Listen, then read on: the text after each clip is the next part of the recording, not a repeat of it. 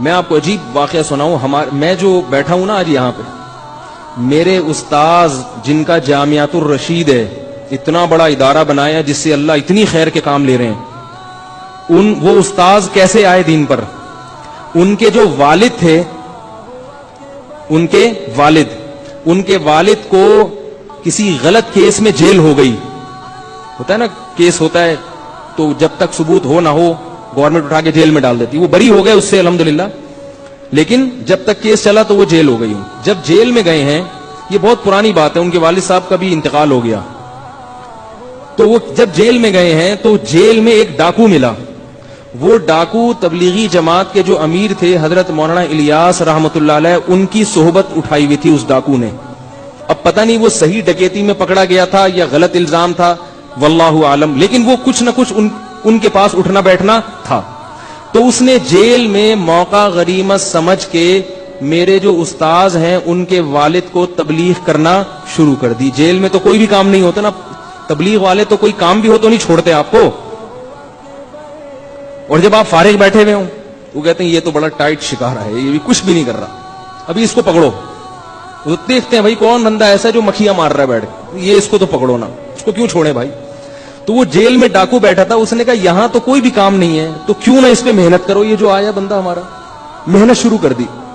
اتنا سمجھایا, اتنی محنت کی, وہ مان کے نہیں دے رہے تھے. تو ان کو سمجھایا اچھا تم جب رہا ہو نا تو جا کے ایک دفعہ حضرت مولانا کی خدمت میں بیٹھ جانا, تھوڑا سا کام سیکھ لینا.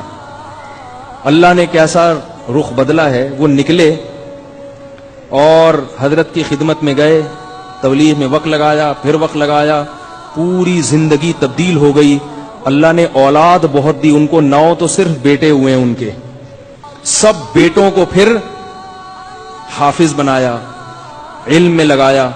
تو ان کے جو دوسرے نمبر والے بیٹے تھے نا, انہوں نے علم میں اتنی ترقی کی کہ وہ پورے پاکستان میں وفاق المدارس میں ٹاپ کیا انہوں نے.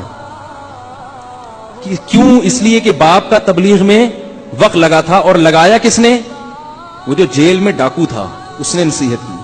میں حقیقت میں تھا یا نہیں تھا میں الزام نہیں لگا رہا, ہو سکتا ہے نہ ہو, لیکن کیس اس پر یہ تھا کہ ڈکیتی ہے. تو اب نتیجہ کیا نکلا, جب تبدیل ہوئے تو بیٹے نے اتنی ترقی کی, پھر ہمارے حضرت مفتی رشید احمد صاحب کے پاس آئے, پھر ہوتے ہوتے ہوتے آج کتنا بڑا ادارہ. حضرت مفتی محمد تقی عثمانی صاحب ان کی تعریف کرتے ہیں, وہ جب وہ بلاتے ہیں تو وہ آتے ہیں وہاں پہ, اور ان کے ہی فیض ہے کہ میں یہاں بیٹھا ہوا ہوں ممبر پہ بات کر رہا ہوں آپ کے سامنے. تو یہ سارا کریڈٹ کس کو جاتا ہے؟ وہ جو 3-4 دن کی محنت جیل میں ایک ڈاکو نے کی, اس کو پتا بھی نہیں ہے, نہ اس کے بچوں کو پتا ہے کہ ہمارے ابا کیا. وہ تو صحیح سمجھ رہا ہوگا میں نے سروزہ لگوا دیا, ختم ہو گئے, بس لگا لیا ہوگا سروزہ. کون اس وقت فون تو تھا نہیں, ٹیلی فون. وہ اپنے گھر چلا گیا, یہ اپنے گھر چلے گئے. لیکن وہ قیامت کے دن دیکھے گا کہ جامعۃ الرشید بھی اس کے نامہ اعمال میں, بولو بھائی, لکھا ہوا ہوگا.